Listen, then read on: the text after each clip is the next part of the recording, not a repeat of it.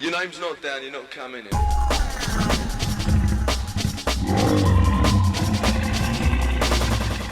Hello and welcome to the latest episode of Raw, the 90s Rave podcast. Just a little pre-warning, this episode does contain language and themes which some of you may find offensive or upsetting. But ultimately, we hope you enjoy it. Cheers. Hello and welcome to Raw, the 90s Rave podcast with me, your host, Tom Latcham. Today's guest divides opinion, and that's putting it mildly. But one thing nobody can deny is he played a significant role in the 90s rave scene as an artist, promoter, and in the media. MC Magika, aka AIMRAN Majid, or G, as we're going to call him, performed at some of the decade's biggest events, including as the host of the Carl Cox Experience, as well as being involved in putting on parties. And as you heard in the Gary Jacques episode, include Vibe.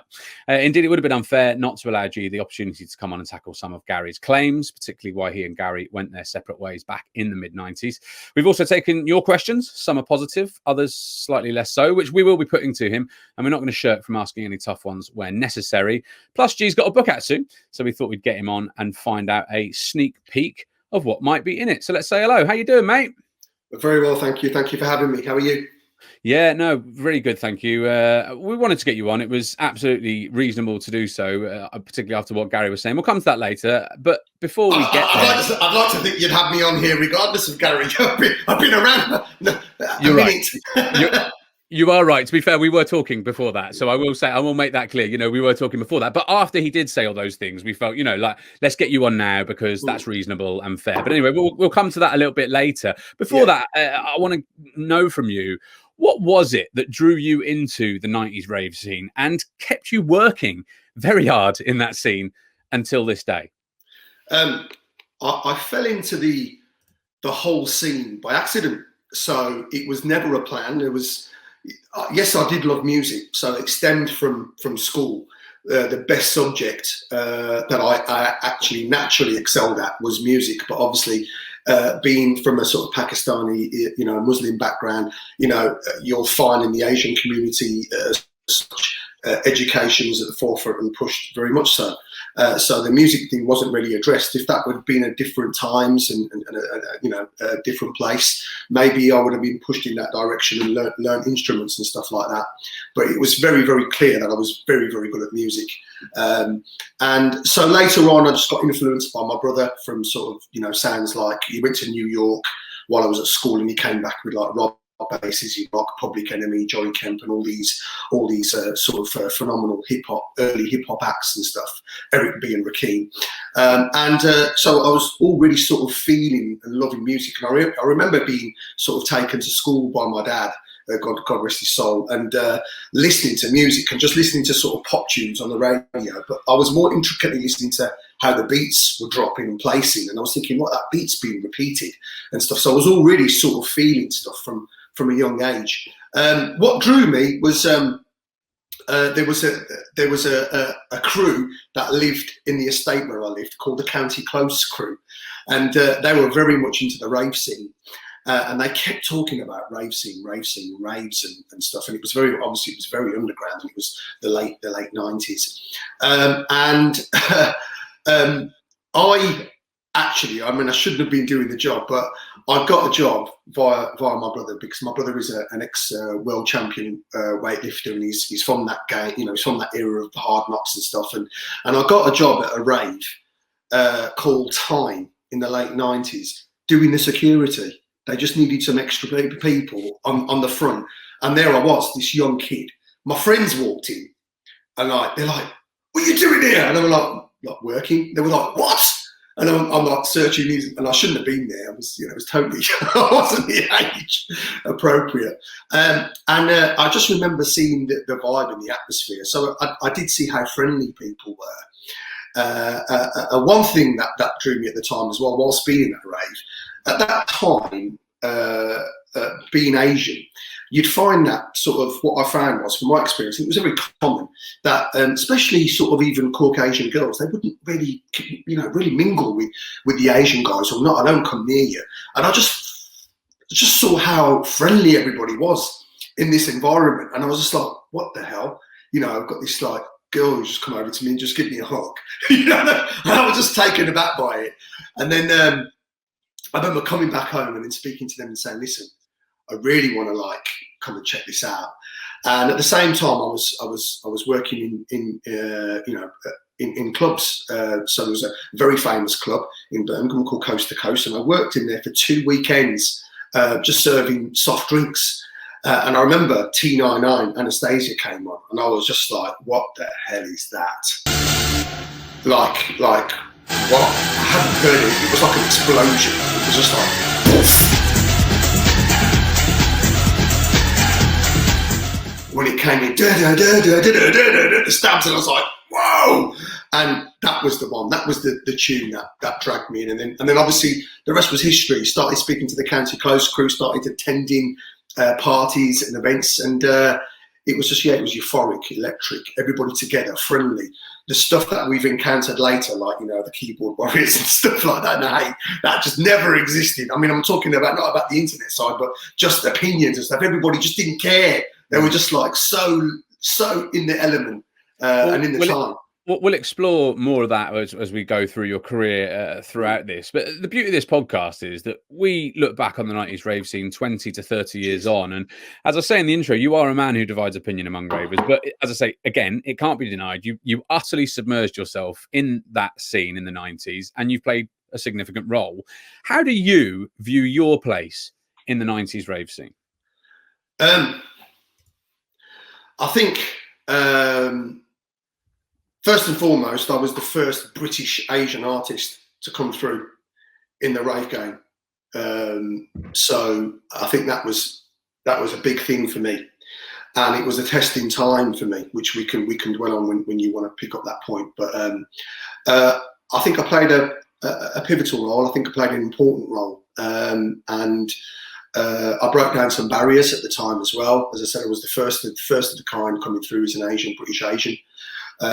And I worked my socks off, and I got involved in many elements, and I grew rapidly, very quickly, and that was because I had this drive. Tom. I was driven anyway before I even came into this. I love sport and stuff like that. I had a chance to play for Warwick in cricket.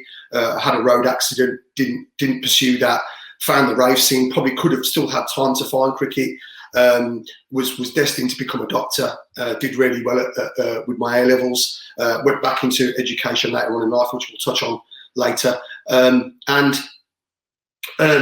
I did a lot of things, and I did a lot of important things, and I made a lot of statements, and I think my style as well, which, love me or hate me, at the end of the day, love me or hate me, I rocked raves, end of. And that's not me being egotistical. That's not me being rude or big-headed. I was there for a purpose. I was put on flyers. Why was I put on flyers by promoters? Because I'm Asian? No. Because any other reasons? No. They put me on there because I got the job done. If you didn't like me, that was just part and parcel. That's just life. Yeah, at times back then, it was very hard to deal with because I was still very young and very inexperienced. And even today, some of the things that you read and stuff, I'm not a robot. I'm not a machine. I'm human. And some of the things I read, it's just like, really? Okay. And as I said, we'll touch on those things. But I played a big role. I mean, the thing is, whether people like you or don't like you, as we see with someone like Robbie Savage, for instance, even if someone doesn't like that person, they will often follow or engage with what that person does. So, you don't need to be popular to be successful is what I'm saying. And finally, just before we then move into your early years and you're really getting into raving, some have even said that you're not deserving of being on the 90s Rave podcast. Now's your opportunity to tell them why they're wrong. Well, listen, let's talk about those type of people. Who are they? Who are those people, and what do they represent, and where do they come from, and what's their background, and what's their profile? The bottom line is this. As I said, I was the first British Asian artist. I played at every single rave up and down the country. I was in the media spotlight. I presented on MTV. I went on to Radio 1 as a guest, an artist. I was in national newspapers. I got myself on television on local news. I flew the flag of this scene. It wasn't just about propelling and pushing me. Yes, I was part of the journey, but it was about what I loved. And yes, I'm pushing myself, but I'm pushing an overall picture here. I've grafted my arse off grafting, being booked by every single promoter in the land, got touted by the biggest, arguably the biggest DJ in the world. Why did he choose me? Why did he choose me? We should point out that's Carl Cox for anyone. Yes. Yeah.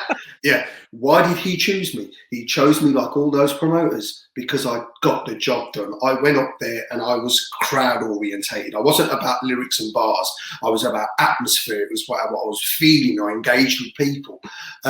For people to say that I was undeserved is pure hate and jealousy. I have worked my socks off. I am still relevant today. Today, 2021, I'm still relevant and I'm still doing stuff and I'm proactive. I'm very, very proactive. I'm not going to talk about other people because I can only talk about me, but I'm very proactive. And so for people to say that, Tom, and you're no fool, mate. You're a wise guy. That's jealous. That's jealous talk. Oh, he's not deserving. People don't call me wise very often. I'll be honest. Well, I'll take that. Thank you. Listen, man, you are.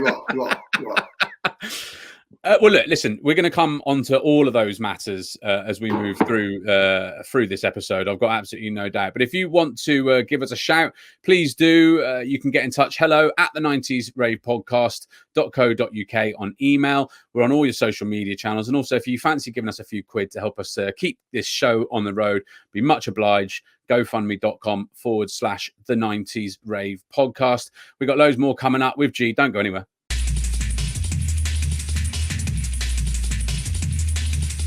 X amount of pressure, X amount of roar. So we're here with MC Magika, aka G, as we're calling him. He's still here. I want to go back to your early years, G, because everyone in the rave scene's got their idea of what they think you're like and has an opinion on you, which we're going to explore. But for some context, back to your early years, apart from being sporty and good at school, what were you like as a kid? So, I was pretty quiet, to be honest, as a kid. I knew what I wanted to do, so I was driven in areas, but I was very quiet. Really, that's quite surprising. Yeah, I was, and in places I still am. Even though I'm here talking and I'm very fluent and stuff, I still am. In places, I still am quite quiet. I take after my dad, really. God rest his soul. He was a very quiet man, and so I was a bit quiet. It was only until later on into my teens, I started to get a little bit confident and expressing myself and music. And I'd find these little windows, and I'd show myself in a sort of a brighter light.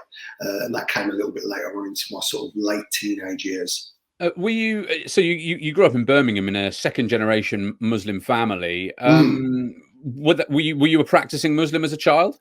Yeah, well, part of our culture is to attend mosque. So after school every day, I attended mosque, and it's, as I said, it's part of the culture, and it's still an ongoing process today. It did affect education because it was just very, very sort of very draining in terms of you had to come home, you were all at school for the full day, you came home, you went to a mosque. I had to travel some distance as well, about half an hour, to get there, and then I'd be there for 2 hours, and it was quite a harsh environment in terms of learning. It's not like going to a sort of a club environment where you're sort of like a school club environment where it's fun and games. It's just straight boom down the line. You're learning the Quran, and it was very difficult because my parents were only doing the right thing, which they've become accustomed to and grown by themselves. So but it was a very hard process, and it affected education at some point. Even though in what way?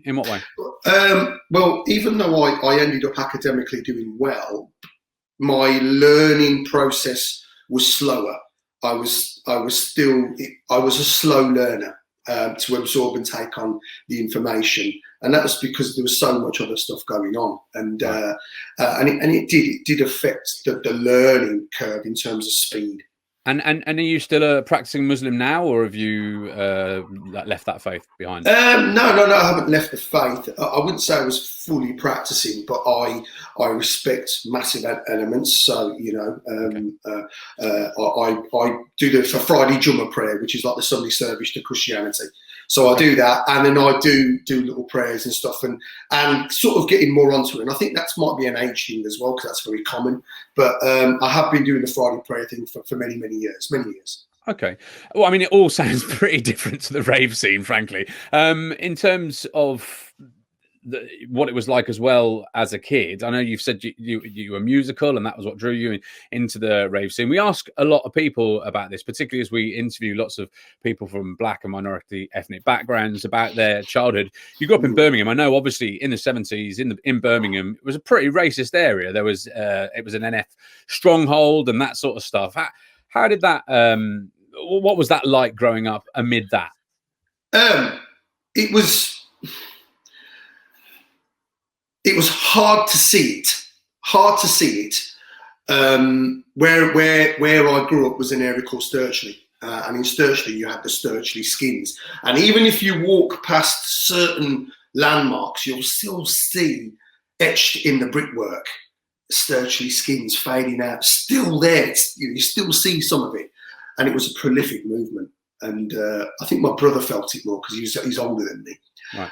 And he felt the repercussions of that movement. They weren't nice. They were you know, dressed up, the bomber jackets, the boots, and they were out there, and they, you know, packy bashing. It was real. And people's mentalities as well. You know, I grew up in an area which was predominantly back then Caucasian, so the acceptance and how they spoke to us and how they dealt with us was quite harsh. Even at school, you know, I went to a school called Bourneville Juniors, and I remember an incident. I remember it very well today. I had a friend called James, and I really wanted him to come to my home. As kids do, you go to each other's homes, and he said, "Well, I can't come to your house because my dad said I can't go to a Packy's house." And I remember seeing his mum after school, and I said, "Is this true?" And I remember her going all red and just shying away from it and not answering. Yeah, there was. How did that make you feel when you would have encounter incidents like that? It was very sad, and I felt very low and very lonely in places. And the racism was quite rife, and it sort of spiraled even further down the line. Even when I went to secondary school, I went to a school called Kings Norton Boys, which I believe is a great establishment now. It's very multicultural. Things are different now, but back then it was very sort of 99% Caucasian. The teachers didn't manage racism well. The education for the kids in terms of how they would communicate, even with the minority, was very poor. And there was even racism from teachers. I remember one time where I went to tie my shoelace, and the teacher went, "Oh, what are you doing down there? You're praying to Mecca." Now, if that was done today, what would be the repercussions of that?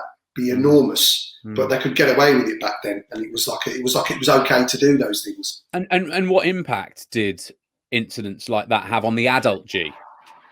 Yeah, well, it lingered with me. It stayed with me. I still remembered those moments, and I remember, and I'm like that elephant, you know, kind of don't forget things very well when it comes to stuff in general. And I remember having a sort of a restorative justice moment with two of the people that were at the forefront of that, and I remember them going and speaking because they were in touch with other lads at the time. This was only sort of like, I would say, sort of, you know, 15 years ago, you know, something like 10 years ago. And they were all, you know, the word got back to me that people were like, bloody hell, you know, what we did back then and why we did it. Yeah, we were young, but the impacts we had on him. And I was even getting messages from other people that were in the school year saying, "Listen, we're really sorry that we made you feel like that." It was tough, man. And that's the reality of it. And I saw a comment on one of the posts the other day, you know, because of Gary Jakes' thing about when I was insulted racially, and someone said, "Oh, it's only a name." It's easy for someone from somewhere of Caucasian descent to say it's only a name. It's easy for them. Let's look at it now. What if I was black in this day and age now and I was called the N-word? Yeah, is it okay? Is it just a name? I think millions of people would think differently. And I think there's a lot of naivety and a lot of ignorance out there when it comes to race. Oh, it's okay, it's just a name. I remember when I was receiving racism in the scene, and I won't mention the guy's name, he's a household hardcore DJ, and he's Caucasian. He went, oh, there's no racism. And I went, how? And I was with him in a foreign country at the time. I was touring in Canada, and I said to him, listen, how can you tell me, as a Caucasian guy coming from a Caucasian city, predominantly Caucasian, tell me that there's no racism? To me, to a British Asian guy who's felt the wrath of that. And he just sort of like, and then I looked at it and I just sort of analysed and thought the psychology of it. He's not had that education, he's not had that experience, and he's just speaking quickly off the cuff without any really knowledge or understanding. And that's the majority of the mindset of the people out there. Like, for example, you just said, someone said before, even though I'm digressing a bit, oh, he's not deserving of being coming on here. You're not thinking. If you're logical and you're sensible and you're going to think, you'll think, yeah, whether we like this guy or not, this guy's been around a long time. It's about thinking, and that's the thing here. People don't think, or they don't understand because they're not going to understand because they've not lived that life and experienced that. Well, I mean, hopefully, you know, you doing this podcast and talking about this in such detail will make people think. I mean, that's the whole point of this podcast. A lot of the time is like, you know, reflection and thinking. And so, who knows what will come out of this? But it's great to hear you talk about it because it is important. You were, as we've heard, pretty academically quite good. You were sporty. You could have had a career in a host of academic or sporting areas. And you've mentioned about, you know, coming from an Asian household where parents value those careers. So in that sense, how did your parents react when you first got into the rave scene? Because I imagine at that time there was lots of discussion around in the media about the rave scene being bad and evil, and it's the opposite of going into a career of academia. Yeah. Listen, there was a lot of concerns, a lot of grave concerns, but I'd got to the stage where I was a young man now, and my parents, primarily my mum, because my dad was quiet, she was the driving force, you know, behind things and trying to steer. She did steer me really well. I come from an estate where, and I've got to give credit to my mum, who I love dearly, and she steered me really well. I come from an estate where a lot of my friends became criminals, and trust me, I didn't. And anyone who comes from the Afro-Caribbean and Asian community, they know the score. We got dealt with. We got dealt with, right? And it was no messing around. So it was difficult because obviously they wanted the best for me. They wanted me to do really well. And, you know, there was a chance of me to become Dr. Majid, you know, which I could have become. And, you know, I did the A-levels in sciences, and it looked like I was going to take that route. And again, it was like, and this is going to be relevant now to where I'm going to go with this, because when I was at school, I spoke to one of the head of sciences, and he said to me, Imran, I said, sir, I'd like to become a doctor. Imran, don't think you're going to be bright enough to do it. And I was like, really? And even then, I was like, you said it to the wrong person. And then I kind of proved it was almost like a challenge. From showing that I wasn't academically apt for the role, I started diving into material. Next minute, I'm scoring high grades. I'm smashing my fellow students who were right up there. And it was because I had a point to prove. Quite emotional when it comes to that. Really sorry. Because I always felt alone as a kid. I always felt alone because of the racism and stuff. It was intolerable, and it was quite dark in places. And just give some moment, yeah. I felt like I had to prove a point, so I started to excel rapidly, and I'd come home and I'd be in my book night and day. And I'd be studying, and I'd be reading, and I just went into those tests, and I started turning heads. And I remember teachers saying, what's happened to this kid? what's happened to this kid? Why is it taking you this to do this? In the first few years, we saw nothing. Now all of a sudden you've done this, and what's caused this? And then I got accepted into Birmingham University, which was a big thing for me to get accepted to do medicine, to come from that area. I'm sorry, I don't want to sound like a fucking, right. You know, I got accepted, and then anyway, I started to I got into the rave scene, and I started to prove my parents that there's something here, because very quickly I was gigging, very quickly I was coming home with money, very quickly I had a cupboard in my house, Tom, right? And it was like it was for my socks.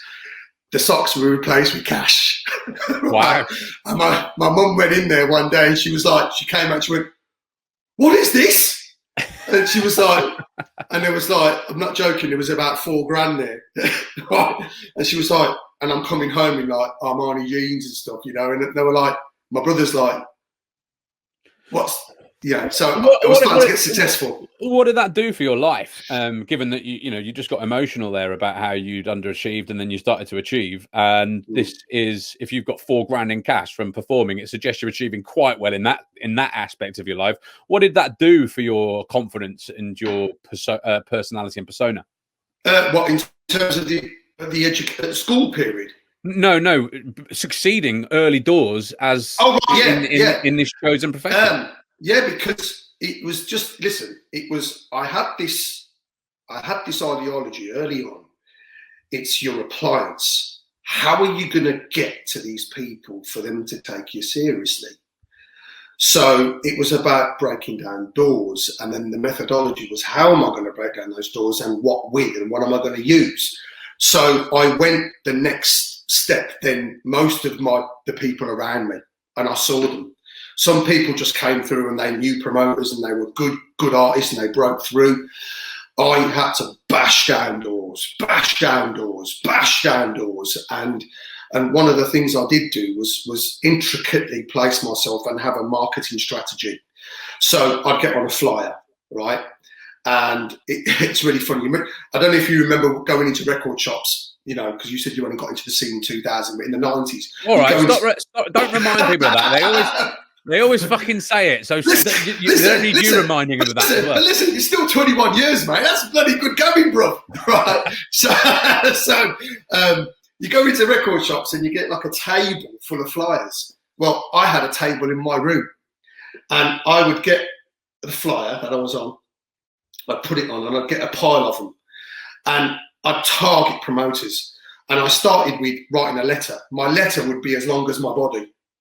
And it would just be about how passionate I was and how driven I was and how much I really, really wanted this. So they'd get my letters. I remember sending a letter to Jez Bailey at Quest, and I rang the phone at the office and I said, "Hi, I sent you a letter." I didn't even say my name. I just said, "Hi, I've sent you a letter." Straight away, he went, "Magika." Because they don't get that. They weren't getting that drive. And so I was writing letters, I was collecting my flyers. Every flyer I would get to would be another notch on the sort of the post, so-called, to speak, on the stripe. I'd add that on the table. I'd go into Mixmag, I'd look at Mixmag, I'd look at the listings, I'd see what was going on, I'd buy it just for that reason. I'd see all the phone numbers, I'd ring all them promoters. And back then it was hard, it was expensive to do that from home. So I used to go to this, there was a dodgy phone box, Tom. There was a dodgy phone box that became my office, and I was actually famous in the area for being in that phone box. And it was a dodgy phone box, so I didn't tell anybody, and I made all my calls for free. It wasn't working, and so you got the free calls. Well, no, someone just showed me this. Are you saying that you stitched up a phone box? That's what you're basically saying. Yes, no, maybe. Okay. No, I was shown that this phone box. I was shown. Listen, okay, mate. Whatever. All right. But anyway, I used this phone, right, and I was making all my calls, right, and so I was calling all these promoters, building up my own data, building up my own network, and then every week I'd have like a pile of envelopes. I'd put the flyers in, and I'd do a letter, and I'd post all these promoters. So I had this drive, and I knew I had to do this, because if I didn't do this, it wasn't going to happen. And again, it was a challenge, because there were people that telling me, "Oh, you're not going to do it in this game. You're not going to get anywhere in this." Even my friends in County Close, who I became distant with because they became jealous. "Oh, you ain't going to get anywhere." And it was that same old thing. It was like that conversation I had with that famous teacher, Mr Powell at Kings Norton Boys. "You are not going to achieve this." And that just rang home, and I thought, really? I'm not going to achieve it, but I like it, and I want to do it. It's not an ego thing. I like it, and I want to do it. And that was the same with medicine. I had a love and a fascination for medicine, and I still regret it sometimes, because I have this huge empathy on people when it comes to medical. You can listen. You can be a great doctor and have the knowledge, but if you don't care about people and give them time, it doesn't mean anything. So there was all those things of why I wanted to do it, and I love music. Music made me feel alive. It came when I came from a place of sort of darkness and alone. It was and quiet. I came into this place where I could come into my own and become this, express myself. And would you class yourself as a raver before you were an artist, or did it came so quickly that actually you didn't have much chance to be a raver? Well, I had a raving period, so I went to the rag market, the famous rag market. I went to some illegal raves in Birmingham. I was on the rave circuit, so I was going out as a raver. I went to Amnesia House as a raver at Donington Park and stuff. But I was also on the sort of local circuit trying to aspire and get the mic and stuff. So I was going to all the little, what we call, the equivalent of live lounges back then, and I was hustling and trying to network and get the way. And so, yes, I was a raver. I experienced raving, but I also very quickly saw, when I was at one rave, I went to a rave called Raw at Hall Green Dog Stadium. And I went Great name. Well done then. Great name. Yeah. Great name. Right. Yeah, they got taste, didn't they? Right. And then I went there, and they had it was a big warehouse, and I was in the warehouse, and it was the first time I'd ever been into a rave like that. And they had a laser on, and when it first came down, I'd never seen anything like that apart from like a film. I associate the laser as a weapon, and when it came down, it went woof, and I was just like, whoa. I said to my friend, I said, what the hell?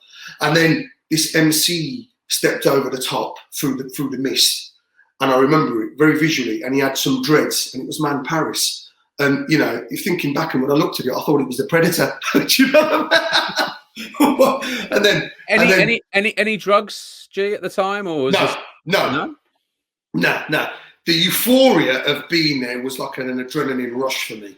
Right. So I was buzzing. I was flying. And did you do drugs? Because they were an integral part of the scene. No. Anyone who knows me knows that I didn't go down that route. Why did you think you never did any drugs? Too scared. Too scared to take the having a medical interest, taking the unknown into my system and not knowing what it was something was unethical for me. Okay. It was just Russian roulette. Fair enough. And what was the Midlands scene like back then? I know because you were going to lots of raves around the Midlands. Can you describe it for people who weren't around at that time or in the Midlands? Yeah, it was a strong scene. Strong scene. People travelling all over the country anyway to go somewhere. You'd go from Land's End to John O'Groats to find a rave. But it was a strong scene. It was an epicentre. There was a lot of things. We had some key promoters here. You had the Amnesia House guys, the banging tunes like Neville and stuff, and the late Mickey Linus, God rest his soul. Then you had the Midlands, like the Pandemonium crew that were doing rave. Simon Rain, the famous, infamous Simon Rain, who was behind Time, involved in the rag market, went on to form Gatecrasher. You had Jez Bailey, the Quest guys. The list is endless. The Coast to Coast guys. There was a lot of things happening around Birmingham and the Midlands. Lots of things. We have an extensive history. And would you go raving elsewhere around the country as well? Yeah. Went to London, went to Oxford, went to raves in the middle of a field and stuff. Nottingham, just all over the place, wherever you could go really. I mean, geographically at the beginning it was the Midlands, but then if there was something happening and people were going, because it was all about transport stuff, I didn't drive. So if there was a spot to jump in somewhere and go somewhere, of course, yeah. Okay, and did you ever experience racism in the rave scene? Because I know that you said that you've experienced it in your childhood, at your school, and in society. But what about in the rave scene? Yeah. Had quite a lot of racism in the scene, and it was a dark period. And as I talked about earlier, I was with a very famous household hardcore DJ in Canada, and we were speaking, and someone said to me in front of him about racism. He was like, "Oh, there's no racism," and I was like, I looked at him and quite disappointed. So as a raver, did you experience racism from fellow ravers? As a raver, no. Okay. No. You find I said that at the beginning of the interview. I said it was all about love. Yeah. Did you find an acceptance, perhaps, that you didn't find elsewhere, and that was really sort of appealing and made you feel safe? Yeah. There was a togetherness. Everybody, listen. People come up to you. Where you're from? Do you want my water? Oh, how you doing? Girls coming up to you. Yeah, hugging you, and and there was a taboo thing, sort of like when I was a young kid. It was like, like girls wouldn't want to date an Asian guy or have an Asian boyfriend because it wasn't the thing to do. The parents didn't really want it, and friends would take the mick out of them. And to go into that environment, all of a sudden, just have people mingling with me and girls mingling with me and stuff was quite weird. Amazing. It was amazing. It was weird though, because the prejudice had gone. The prejudice had gone. Amazing. And that was amazing, that the prejudice had gone, and that was a very nice place, and that's why you can see why I warmed to that place as much as I did.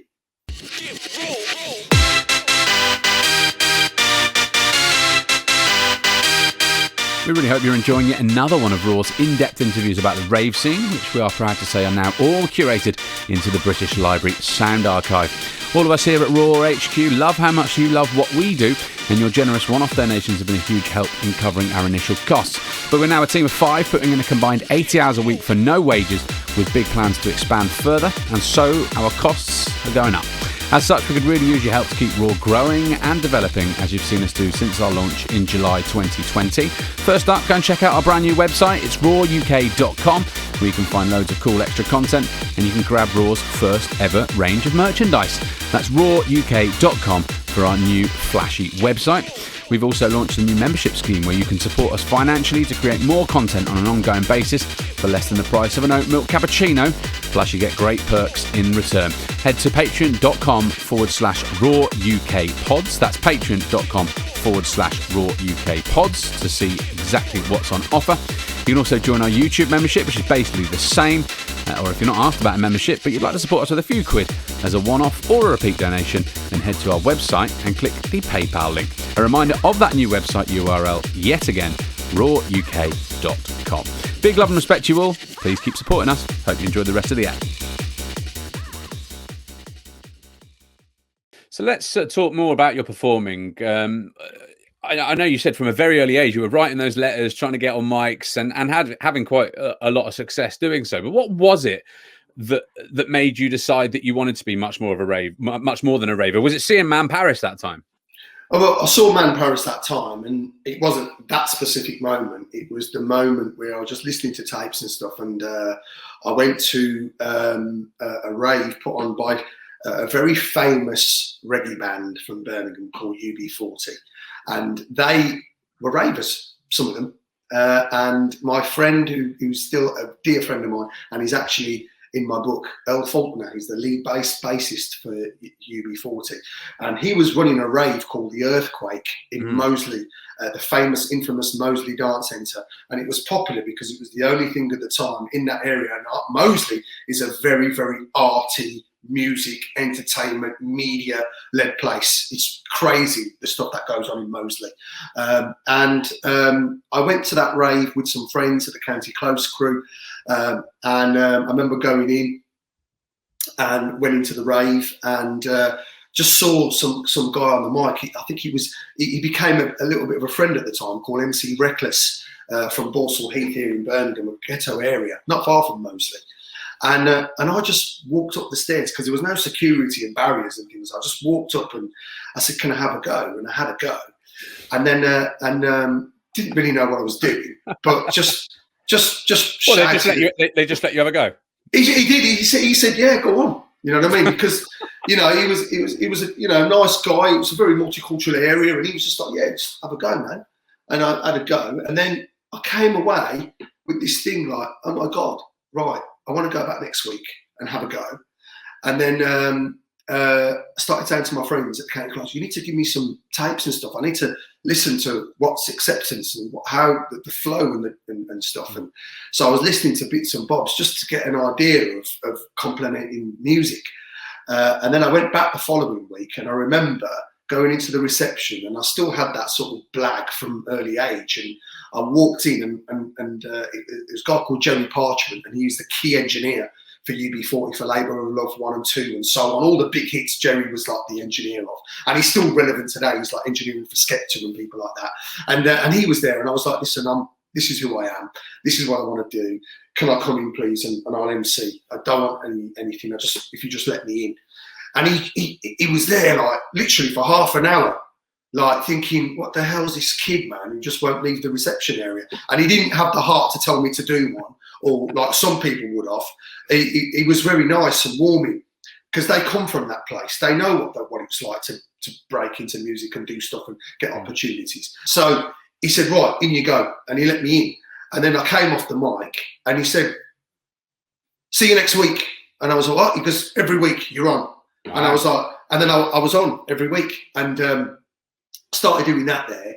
And then it just started to grow and progress. And then all of a sudden, I just thought, I'm only MCing at Moseley. There's more to Moseley than this, you know. Which was great. Moseley was great. It was, you know, brilliant. And it's still there, Moseley Dance Centre. And I just thought, you know, let's start doing other things. So I started to break out and go into other places. And I remember even going to Coast once, and the infamous legendary from Birmingham, Lenny, was on the mic, and I just put my hand out like really sheepishly, and he actually did. He just went and gave me the mic. Probably wouldn't have done that years on. So he gave me the mic, and I had a little go in there, and then I didn't really go back there, and then I then went to other places around Birmingham. Marco Polo was a famous bar, which later on became a strip club, Legs 11.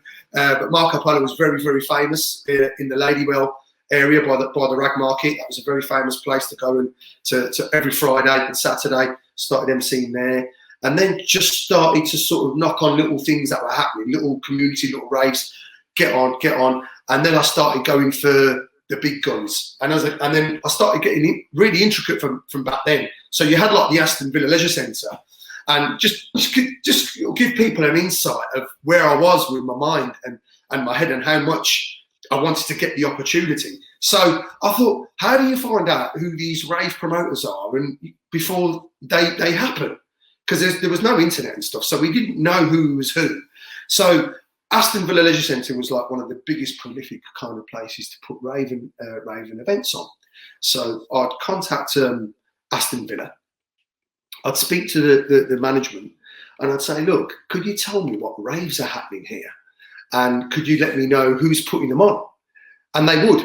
And then next minute, I'm on some of the biggest raves at Aston Villa. Even my sort of predecessors, or the guys who, my rivals, or so-called to speak, established MCs from Birmingham, weren't on some of those shows. Because I networked, and that was the key thing here.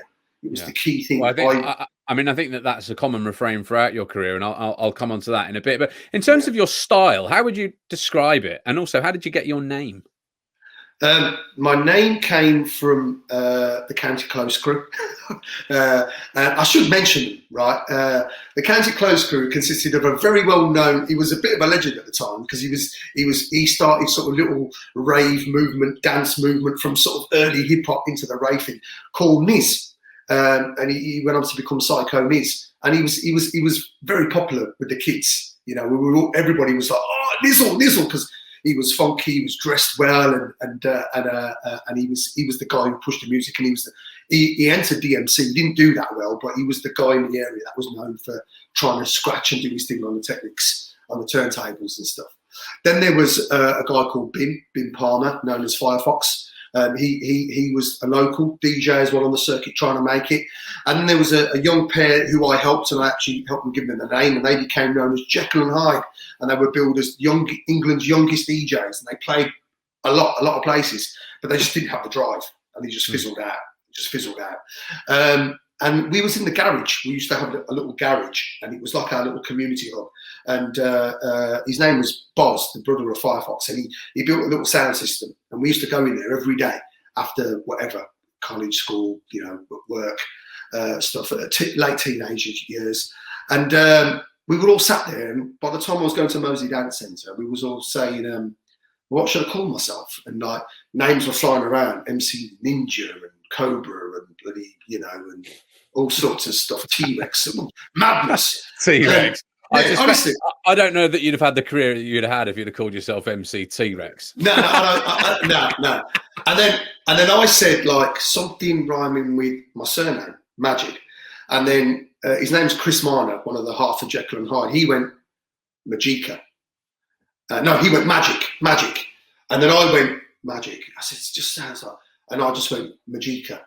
And then all of a sudden people started saying, oh, Mr. Marmite, because apparently there was some magician guy on telly. And I didn't know about him at the time. I didn't. Right. Obviously, I got reminded and told about him after a lot, to this day. Hence, I'm talking about him. Anyone that doesn't know, it was a sort of 1970s, maybe 80s TV show with a guy. It was a teacher, and he had this hair, and it just sort of flapped up in the air. And I don't know why it flapped up in the air. I can't remember that much, but that was the TV show around then. I maybe we'll flash a clip up of Mister Magika or something during this. And what was your style then? How do you describe your style of MCing? Well, I was still experimenting. So then I was trying to sort of do little rhymes and stuff and moving around. I was very much into sort of dancing. So I'd dance around because I was just expressing myself. So I was very much finding myself. Obviously the MC that I went on to become was the crowd hype. I was a crowd hype MC. I was a host. I was a guy who interact and talk very clear and audible. I had those skills from an early age. Which just unfolding in front of me and developed. And how long did it take to develop your stagecraft? Because I imagine no one's great when they first start, are they? No, of course not. Obviously, it took 1989. I started going out to the raves. 1990, 91, 91, 92 were the playground years, just learning and watching and doing stuff and making some mistakes, which we can talk about. And then around sort of end of 92, I started to listen because I started to, for example, I went to Mythology as a raver, got on the mic. They never used to book MCs, and one of them, he's a very famous promoter called Chris Griffin. Went on to promote Global Gathering and all sorts of stuff, and he used to say, I never book MCs because they just turn up. They just go on. Why do I want to book and pay an MC for? They never had any sort of acknowledgement and any respect for an MC. They knew they worked, but they just knew that they didn't have to pay for them. So I turned up to that rave and I got on. And I remember I was MCing for like SS and Groove Rider. Still get reminded about those sets today. And I started listening to the tapes, and it was just like some of them like, oh, some of the bits I was like, yeah. Nice. And then I started just working my way, and I developed the crowd hype experience, and I came into my own properly end of 92, 93, where I started to really experiment that style in places like Kinetic in Stoke-on-Trent, which was like a second home for me. They gave me a big opportunity. I loved that place. Absolutely got fond memories of going there, and that was where I was spotted by Mr. Cox, and that's where I sort of built the form and the technique of what I became known. Which DJs that you DJ'd for in those early years really suited your style in particular? Obviously, Carl Cox. That sort of goes without saying, really, because you were his mic man. But from those, the early names that you were MCing for, Groove Rider, Doc Scott, LSD, Swanee, Pilgrim, etc. Which ones really suited you? Do you know what? Any of them, because you remember it was like one sound, and it was like it was just playing to that sound and adapting to that sound, and so I could fit in pretty much everything and anything.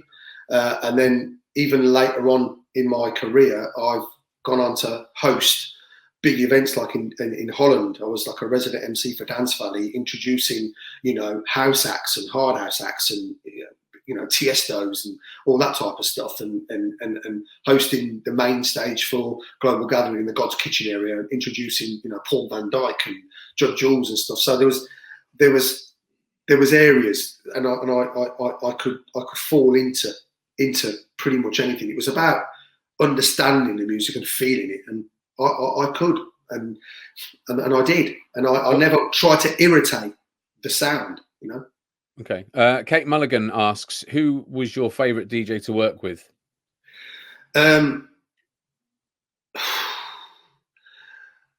Obviously, listen, without saying, my memories of Carl are at the top, because he took a punt on me. He took a chance on me. He chose me. That's become a part of my legacy. And I'm so lucky to have had that so early on in my career, so early on, that it's still with me to this day. And it's often referred to and referenced to. And aside from Carl, because we'll talk more about your link up with Carl a bit later. Yeah, of course, yeah. Which, I mean, obviously it goes without saying, doesn't it, that one of your favourite DJs was Carl Cox. But again, which ones, apart from Carl, were you really, really enjoyed working? Do you know what? I liked working with Groove Rider. Okay. Who I am. Why in particular? I am in good friends. I'm good friends with Ray. And because he was always appreciative of me and he supported me a lot. There was even times where he doubted me in certain places, but that was just him because he was professional. And I remember Groove Connection, the agency, the famous agency that looked after and housed Fabio, Groove, Bookham, Brian G, Mickey Finn, and then later on Bailey and a few other people were added to the thing, Ray Keith. And Sarah, the former partner of Fabio, they spotted me on an overseas show and approached me and said, listen, we obviously know of you. You've been around a long time, but that was wicked. We want you to come and do some tours. And I remember Groove and Frost saying to Sarah, are you sure? Really? They didn't get it. And she said, no, trust me. And I went over to do the show in Germany, and they were sat on a table, Tom. They were sat on a table like Simon Cowell in X Factor, like, I'm being serious. They were sat on this table like, what's this all about? Come on, what's next? Can our day get any worse, right? And then I come on and I went in straight away. I knew what I was up against because she already showed me. Again, back to that thing. Really? You're doubting me? Okay. So I went in and just went in. Next minute, I felt this little tap on my shoulder. They were both there, skanking, dancing right behind me. And but they've always stayed with me. And Jack Frost, I remember going to London, Jenkins Lane, playing at a rave. And we was only in Ireland a few weeks before, and we was in Belfast, and it was like serious IRA. I've read that part of Frostburg. It sounds like you were, how do we politely say it, a bit nervous. Mate, that trip to Ireland was like a countdown to Armageddon. Every week I'm like, shit, it's getting closer. I'm going to Belfast. When I got to the airport, I'm questioned by a police officer. Why are you going there? I'm like, what the hell? I'm like a teenager. Like, I'm going to Belfast. I know it's dark over there. I'm already being spoken to by a police officer when I'm going on a plane.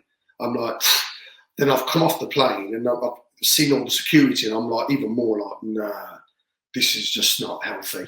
Then I've gone through the checkpoints and I'm like, really? And I'm seeing the guys with the guns, and then I see the big murals with the balaclavas on, and I'm like, no, man. Then I'm in this hotel, and the hotel's called the Europa Hotel. I only found out later. Most bomb hotel in Europe, I think, at the time. Listen, I was just about to, because we'll stick him in there. Because it's next door to the British Ballet Company. Right. So it was the most bombed hotel. And I had this thing, when I was in my room, I had this thing to myself saying, every time I get up and look out the window, I'm going to see a patrol. And I'm not lying.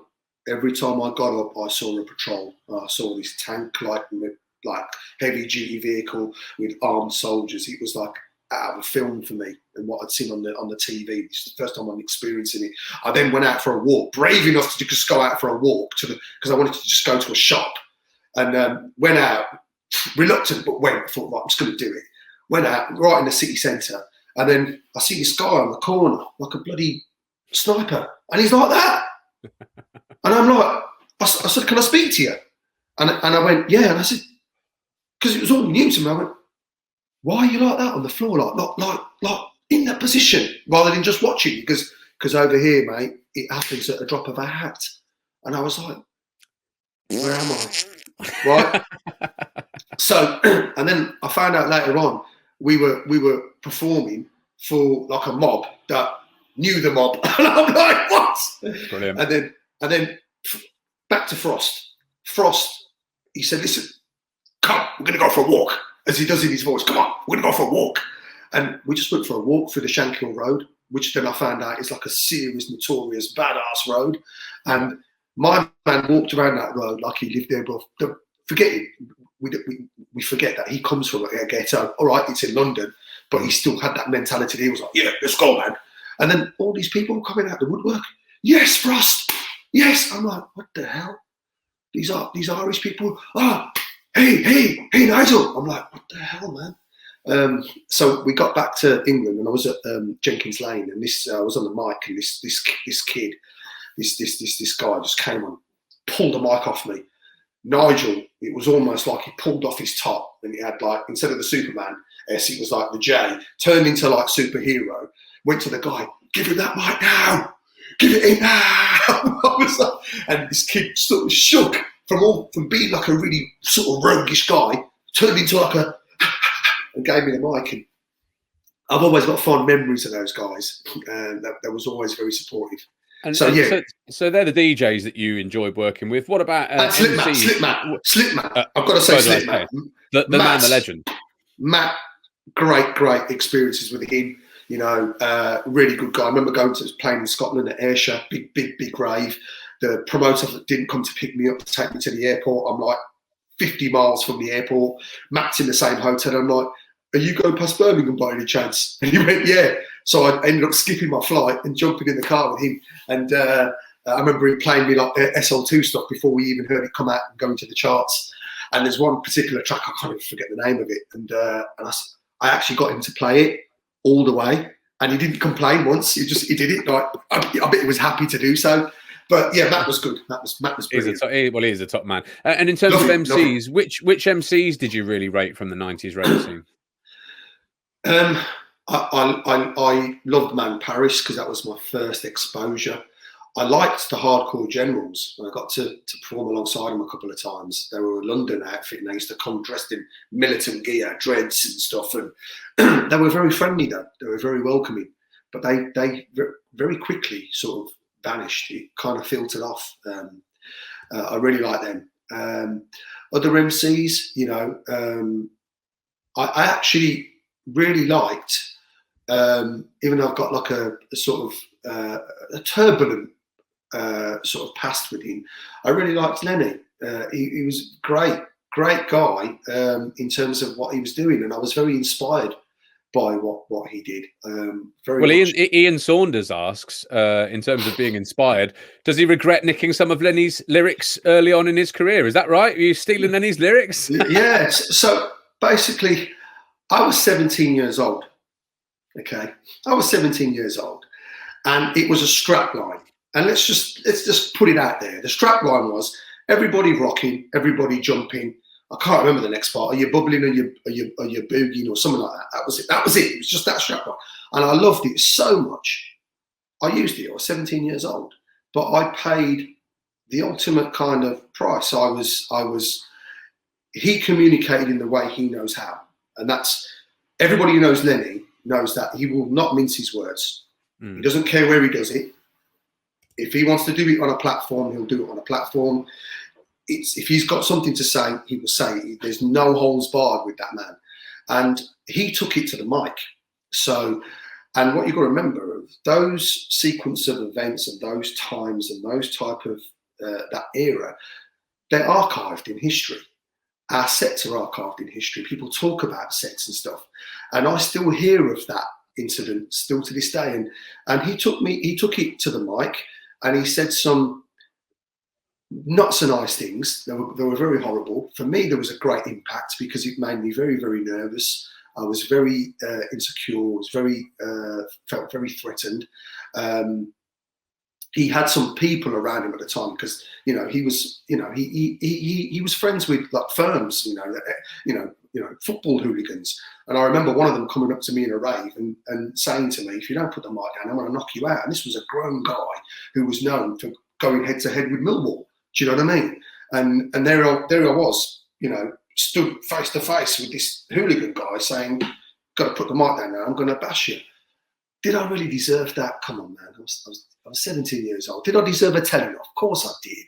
I probably deserve some guidance, And if I look back on it, it wasn't the thing to do. And I remember going in a magazine interview. I think it was to the Core, and I actually spoke about it quite openly. I said, "Listen, I was 17. I used a little strap line." And he took it to the mic, and the way he took it to the mic was it reminded me of, I don't know if if you ever listen to any bashment sessions where it's like the clash. So you'll get a reggae artist clashing another one, or the other artist might not even be there, but the reggae artist has used that platform to vent his opinions. And I remember listening to those kind of sessions before the incidences with Lenny. I remember listening, and it reminded me very much of something like that. He took the mic and he was very expressive and what he said, and the words were very hurtful. And if you was to ask him, does he have any regrets, he'd probably say hell no, because that's how he is as a person. He's just very opinionated. Do I respect him? Yeah. Listen, I have had some really, really nice moments and chats with him, but there has been a volatile past with going back to that incident and stuff and his opinions of me. But life is life. I just crack on. I just get on with what I got to do. I respect him as a person. I looked up to him as sort of a pioneer, one of the first.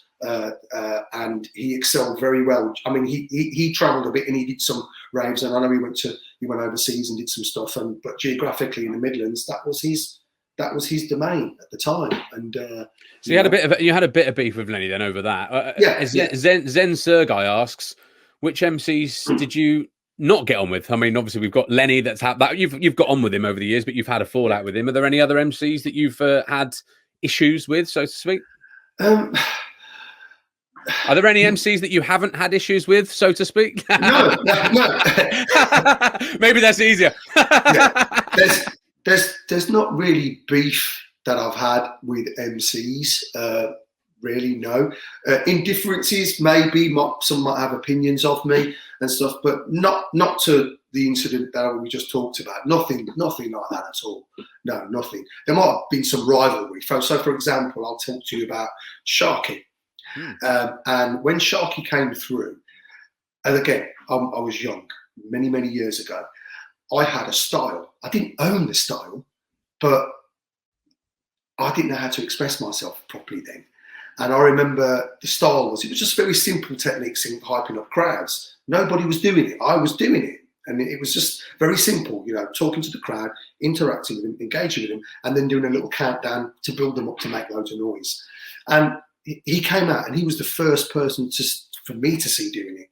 And I just remember, in the press and stuff saying, look, I felt like it sort of, jumped on my style. Because I remember being at a rave at Fusion, big Fusion event at Farnborough, and it was my first one. And I went up and there was a lot of hype for me being there because I'd never done one, and it was a big rave. And I went up there and I absolutely went up there, ripped a scale of noise. It was just crazy. And then he went up there and never heard of this kid, never saw him. I just saw this young kid, and he stepped up on the mic and he adapted the same technique. And I was just like, wow. And listen, I didn't own it. It just at the time, I just didn't cope with it well. However, we were at loggerheads and stuff. And I remember, this is nothing to do with him, but he had some friends at the time, and they were very protective of John. And I was at a United dance event, and one of them stood right in front of me. And I'm a big boxing fan, right? So if anyone remembers the fight that 4 or 5 years ago with Carl Frock and George Groves. George Groves goes in the middle of the ring at the beginning of the fight, and he just stares at him.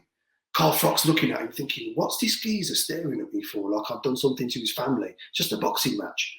This geezer stood at me like that. And then he said in his words, "You effing packy." I was like, Sticksman was stood right next to me. And this was the type of level of abuse I was getting. These got, and I believe it was the same firm. My phone number was leaked to some people. And at that time, it was very coincidental because that was in my face. You can't get any bigger than that. I was getting calls at home. My mum was taking them calls, and they were like, you know, if your son comes to United Dance tonight, he's going to get it, the effing packy. And that was dark, man. That was dark. But that was nothing to do with him. He didn't come down and back that. But that was the level of things of how harsh it got. But anyway. Before we go on, I want to explore that. How did you feel about receiving phone calls like that, or your mum receiving phone calls like that? Listen, man, come on. What would you do? Well, yeah, I mean, I'd be terrified. Yeah. I mean, I'd be terrified, and I'd be furious as well. Yeah. Listen, I was absolutely livid, and I was disgusted. People don't know the half of the stuff that I was getting. You know, how did your mum react to get those calls? Very, very distressed, very worried, and because you're trying to convince her that this is the career for you, that this is an accepting and open scene and world and industry that you're going to go into, and you're getting people making phone calls like that to her about your career. She must have been thinking, I wish he was a doctor.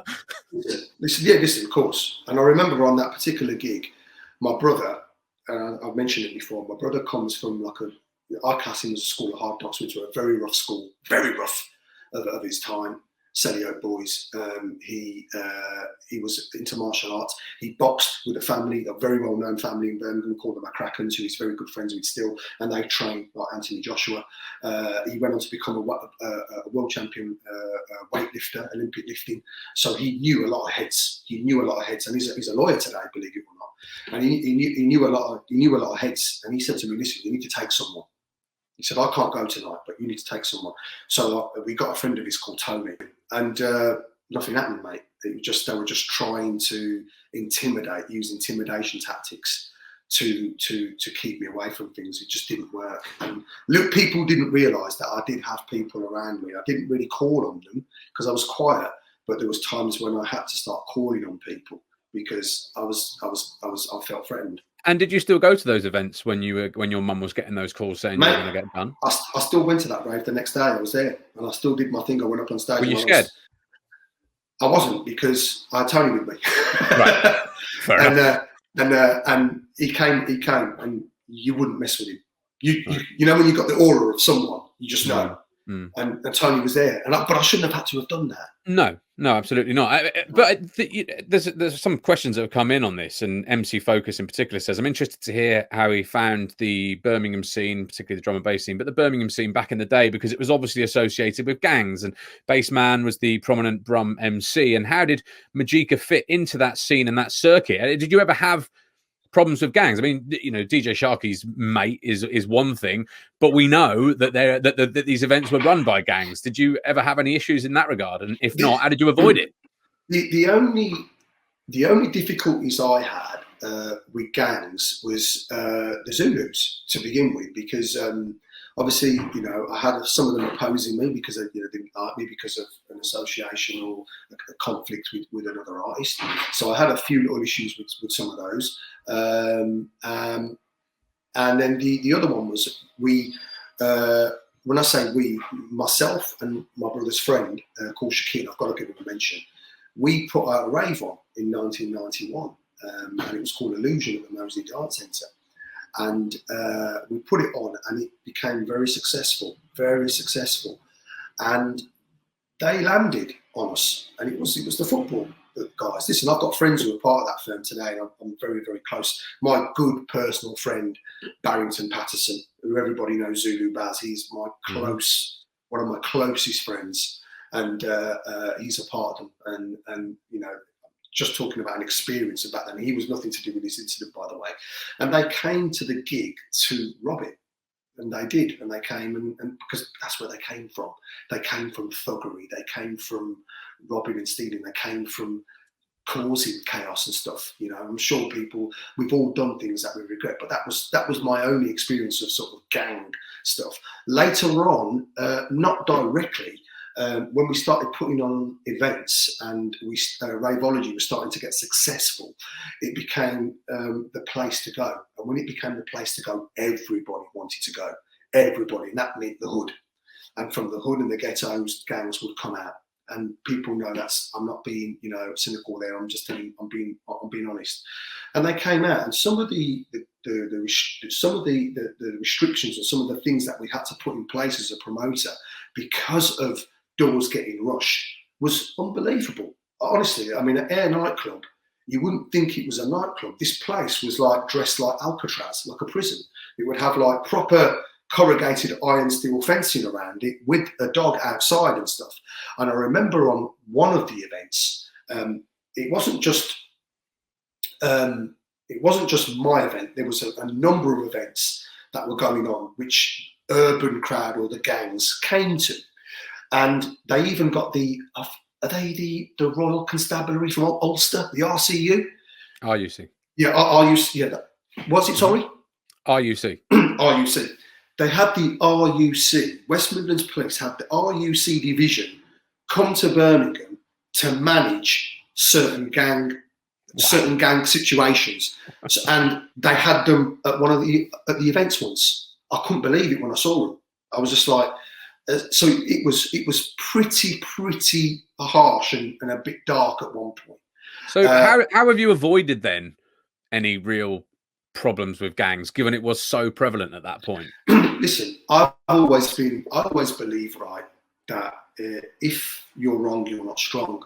And I've never disrespected those people or had any reason or had any involvement. And I've had a lot of people around me that may have grown up alongside them or known them and stuff like that. So I was pretty okay. And then, you know, very early on as well, I had Baz with me, and Baz was right at our side, and he played such a role in looking after us. But he didn't just look after us. This is why I've got to give this guy props.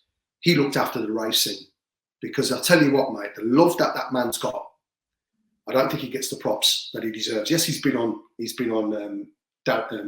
what's his name, the Britain's Hardest with Mr Dyer. He's been on his programs and he's had a book written and stuff, and he's done loads of stuff and been featured in a film.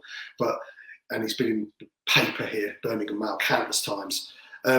He doesn't get the props he deserves. He, I think, single-handedly influenced a demeanour, because if they didn't respect the authorities or anyone else, they respected him. And he comes with love in his heart, even though he comes from the hooligan era. He's a very, very lovely guy. And he changed the landscape in terms of the atmosphere and how people were. He played a big role in that. And I know there's going to be a lot of people that agree.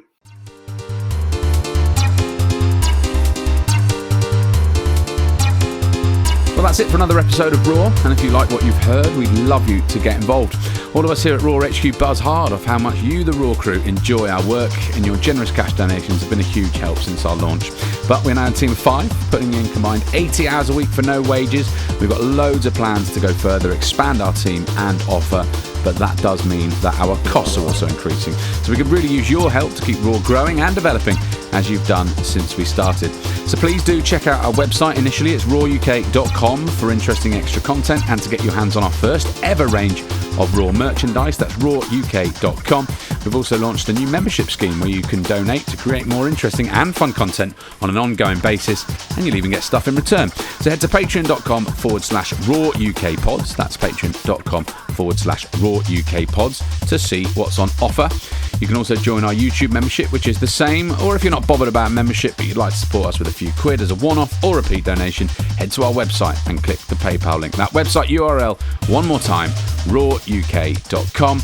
Respect to you for your support and for getting to the end of this episode. Please keep supporting us and help ensure there's more quality content coming your way on a regular basis.